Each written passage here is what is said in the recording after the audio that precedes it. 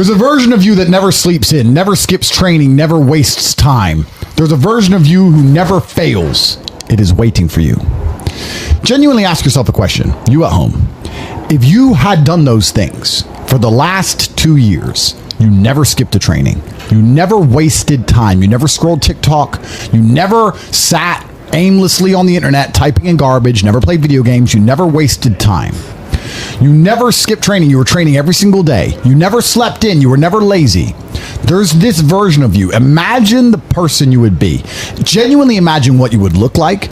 Imagine where you would live. Imagine the car you would drive. Imagine how much your woman would respect you. Imagine the love you would see in her eyes when she looks at you with adoration like a king. Imagine your existence. That person is waiting for you. And the only thing that's stopping you from being that person is your monumental laziness. You can have it. The universe is very giving. It will give you anything you work for. I've never seen somebody try for something with all of their might and not get it. The only people who do not have the things they want are the people who do not try for them. I've never seen a person wake up and say, my only dedication in life is to solve a Rubik's Cube and fail. You are not stupid. You are not incompetent. You are lazy and arrogant. It's extremely important you understand that that person is waiting for you and you are declining that version of yourself. In the multiverse, in the many different versions of the universe that exist, there is a version of you that does those exact things. And he is a greater person than you can even fathom. You can transform yourself into that guy. You can be a top G. That's exactly what I did. I knew who I was going to have to end up being before I became that person. My brother and I are not from rich families. We are not from advantaged beginnings. But I knew I had to be a big, strong, fighting billionaire. That's what I knew I had to be. Discipline is the key to success. If you cannot force yourself to do something you don't want to do, how are you ever going to put yourself through the suffering required for greatness? If you cannot force yourself to train when you do not want to train, if you cannot force yourself to work when you don't want to work, if you can't force yourself to not log into Pornhub or force yourself to eat right, how can you possibly ever become a monumentally successful person if you cannot control yourself long enough to do what must be done as opposed to what you feel like doing? The only people who get to live their lives based on how they feel are women and children. Children can cry because they feel like crying, as can a woman. A woman can start an argument because she feels like arguing, as can a child. A man must do what he is supposed to do irregardless of how he feels. That is the key component to masculinity, is discipline. If you do not have the discipline to dedicate yourself to anything, you are going to fail and be crushed by the people who can. If you only go to the gym when you feel like going to the gym, you're never going to be as strong as the people who go to the gym when they don't feel like going to the gym. That is a reality of life. So, I train every single day. I've actually heard from some people saying, you overtrain. And I explained to them, one, I don't believe in rest. I'm not you. I'm not pussy, and I'm not broke like you are, Mr. Fitness Trainer, standing around the gym teaching people for $50 an hour. I don't need to listen to you. Secondly, I don't train because I want to get bigger. I train every day because it is difficult to train every day. It hurts. I don't want to. I wake up and I'm busy. I have other things to do. I don't feel like doing it, so I force myself to do it 7 days a week, 365 days a year, so that I know I'm the kind of person who can do what he doesn't want to do when it needs to be done. I am that man, and it is more of a mental exercise than a physical exercise at this point. How can you ever outcompete me if I can force myself to do the things I don't want to do and you cannot? Discipline is absolutely essential for success, and you need to get very comfortable and very used to the idea of understanding that on your path to greatness, there are going to be long periods of time where you hate what you are doing, where you are dissatisfied with the actions you must undertake, where you are tired, where you are stressed. That is why it is difficult. That is why most people won't make it.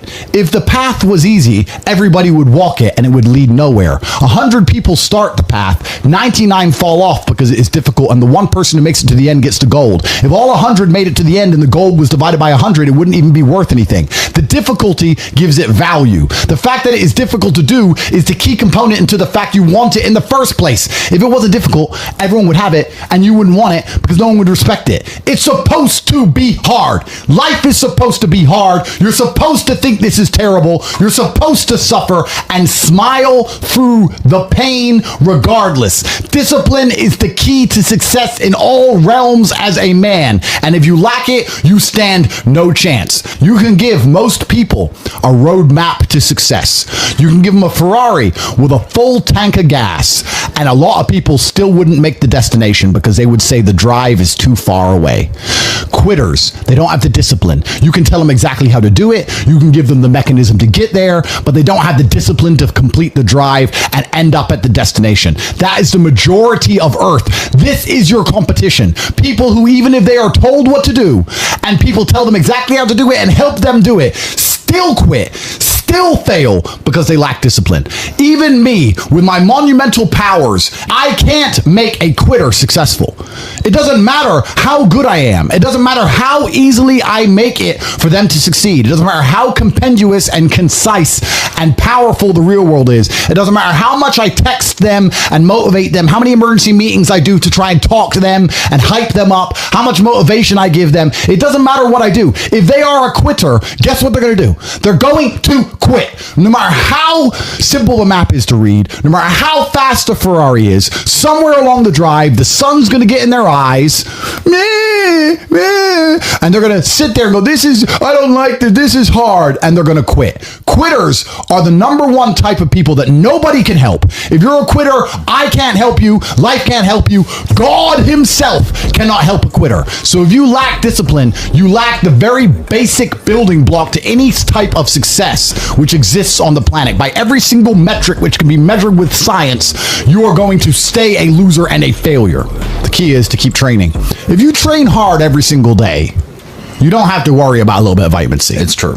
If you don't train and you don't smoke, you're still going to be a pussy. Yes. The answer is always hard work. As soon as you are granted life, you are guaranteed death. What you do in between is up to you.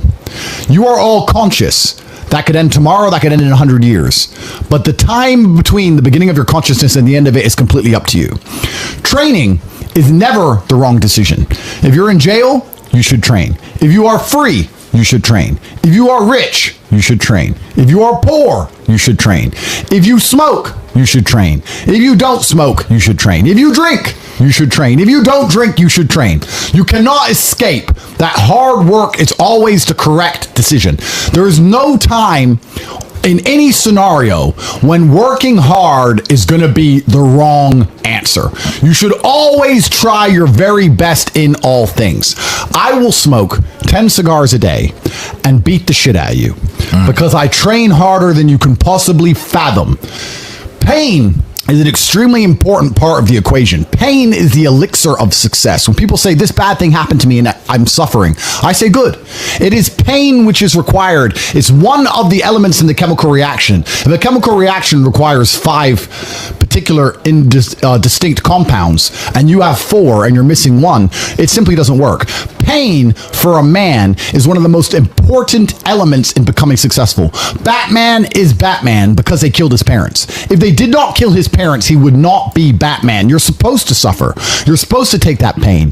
The worst thing that can happen to you as a man is you live a life with no pain in it. To be born into a rich family and have a nice, easy life and be given money and you don't have to go to the gym and not have to train because you have bodyguards and sit around like a fuck up. You're going to be miserable and unhappy and a drug addict buying prostitutes. You're only going to have women who adore you. You're only going to feel confident in yourself and feel happy when you've been through hell and come out the other side. The pain is required. And you'll often notice that people who are better than you are people who have suffered more than you have suffered. So the person who is waiting for you, he requires your motivation. It also requires huge amounts of pain. So when bad things happen to you, do not sit at home and lament. Do not feel sorry for yourself. Instead, look in the mirror and say, thank you, God, for giving me one of the ingredients that is needed for the chemical concoction that is going to turn me into a superhero. Because pain is an extremely important one. In fact, it's one of the most important ones for a man.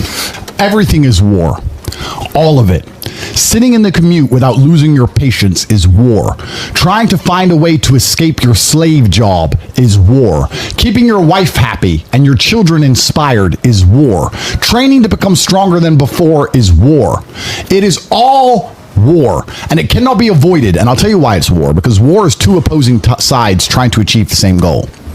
2 opposing sides want the same land or the same influence over X land. And the car you want, the Ferrari, you're not the only person who wants it. The reason it's so expensive is because others people want it. The girl you want, the beautiful woman, everyone wants her. It is war. It is competition. Everything about life as a man is war. It is conflict because you are competing against the other men who want it the same, which is why discipline is such an important thing, which is why you must take the pain and add it to the concoction to become as formidable as possible. Life is war. This idea that you can go through life as a man and avoid war is probably the biggest mistake that most men make, because it is impossible for you to achieve anything significant without war. Running a business is war.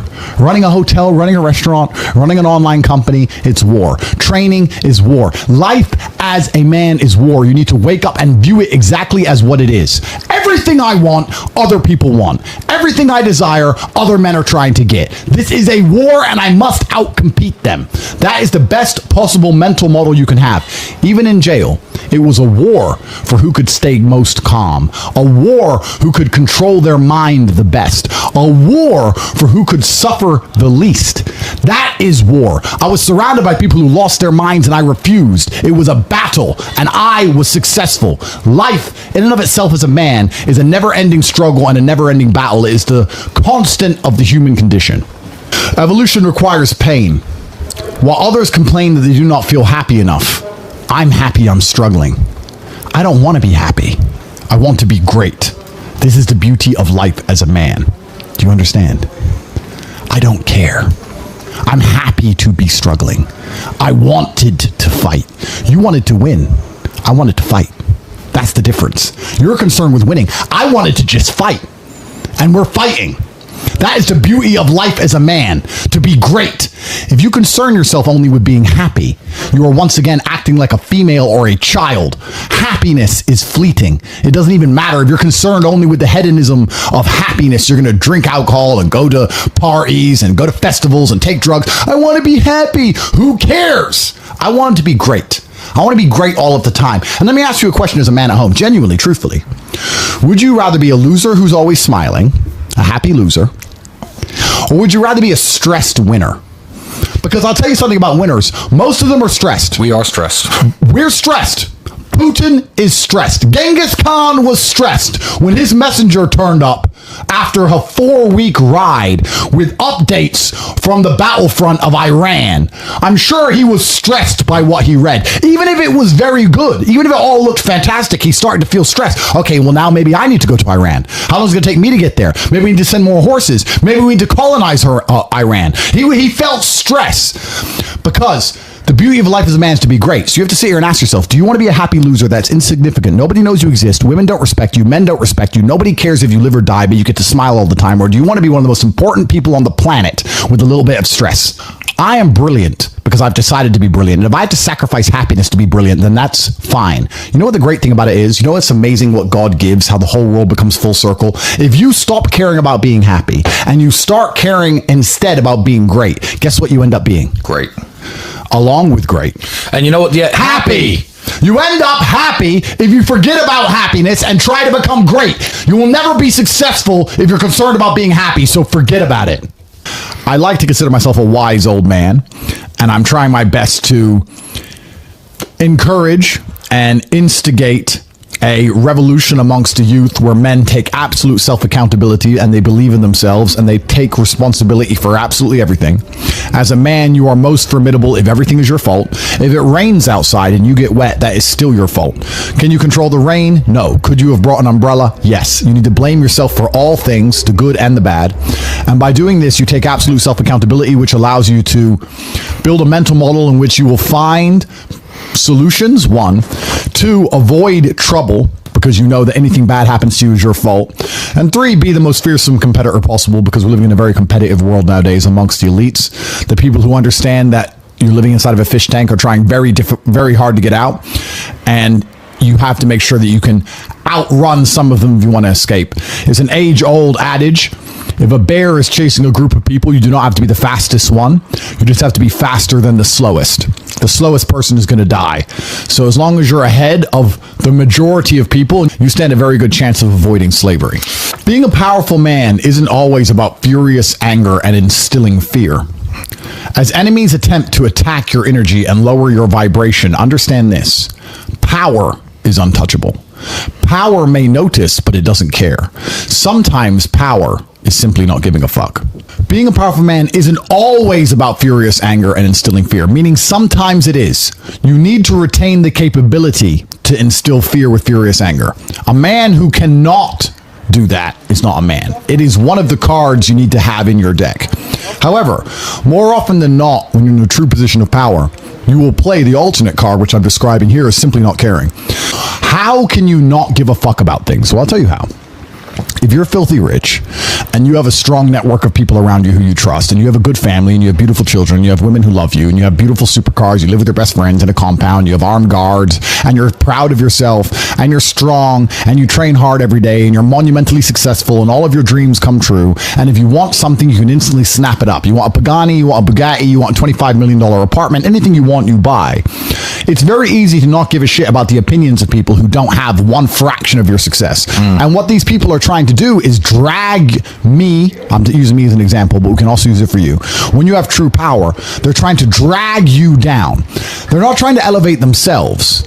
They're trying to drag you down, which is a very different thing, because it's amazing how God rewards those who are trying to build and create and elevate, and how it punishes those who are simply trying to destroy and be spiteful and negative. And these people are going to dedicate hours and hours and millions of hours of their life towards a certain cause. Thank you. To try and drag people down who they cannot affect because they're already too powerful and too large. And they're wasting their own human experience, and they're not progressing or advancing themselves in any way. They will stay brokies, and we will stay rich forever. So the lesson here is that you need to get to a position where ignoring people is a move in which you're guaranteed success. You can ignore people completely and they are benefiting you. And that comes from a position of power. And I think a lot of you at home right now, you may not be in our position, but if you're already working hard, you're already going to the gym, you're already training, you make sure that you're getting as much muscles as possible, as much money as possible, you're dedicated, you don't sleep in, you don't waste your time, you don't smoke weed, you don't play video games, you're focused on trying to become fantastic as a person, you can just ignore that girl. That girl who broke your heart or cheated on you, just ignore her. The most powerful move you can make is ignore her. Yeah, you could yell at her. Yeah, you could try and make her scared of you, blah, blah, right? That's not going to work. The powerful move is just to completely ignore her because you're on your ascent. She is likely on her descent. She likely has no intention of improving herself, no intention of becoming richer, no intention of becoming better looking. Time is against her. As she gets older, she's going to lose her looks. You're going to continue your ascent, and she's going to have to watch you for the rest of her life be the man that she could have been with that she's no longer good enough for. The best thing you can do is simply ignore her. That is the powerful move. And it's the same with also men. It's not even a gendered argument. There's men who want to be your friends right now, who wanted to be your friend, and they did something wrong to you. And if you're on the right path doing the right things, karma, God, the universe, whatever you want to call it, is going to teach them a lesson for simply failing to be a good person to you while they had the chance. But when you have a whole bunch of money, you take care of the people you love. And that's the masculine prerogative. And even my brother and I, anyone who's been loyal to us, who's on our team, we monumentally reward. And everyone who ever displayed cowardice or sold us out or made mistakes massively regrets it because they see how well we treat the people who are close to us. If you lack somewhere, excel somewhere else. Counter your weaknesses by honing other capabilities.